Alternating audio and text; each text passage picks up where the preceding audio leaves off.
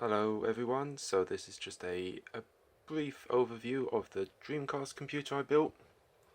See the threads on Linus Tech Tips and small form factor forums. I was asked to give an overview of the computer actually working, so this is it. As you can see, it's from the outside just looks like a normal Dreamcast. At the back we're all meshed over with our power, HDMI, other ports. It actually sits slightly higher than the normal Dreamcast because the CPU fan intakes are from the bottom.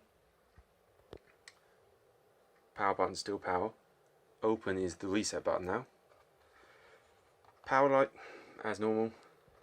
As you can see, top's held on by magnets. We've got the GPU facing upwards, so we've got our peak-held power supply in the corner. Tiny little Noctua fan. Hard drive down here. Wireless dongle, of course. And then our power cable for the graphics card, which runs off an M.2 slot. Like to make ducting out of the controller ports, but you know, works pretty well as it is. Wasn't originally designed for gaming as such. It was supposed to be an emulation box, media, 4K video, that kind of thing. But the graphics card is actually a 1650, not a 750. So it ended up being okay at gaming. Not going to set the world alight,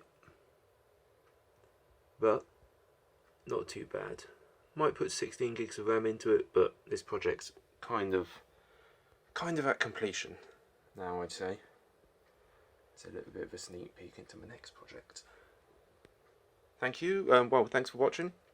And like I said, any more details you can see them on Small Form Factor Network, and it's called the Dreamcast PC, the DC-PC, and there's a link to a much more detailed thread on Linus Tech Tips forums as well in that SFF thread. Thanks.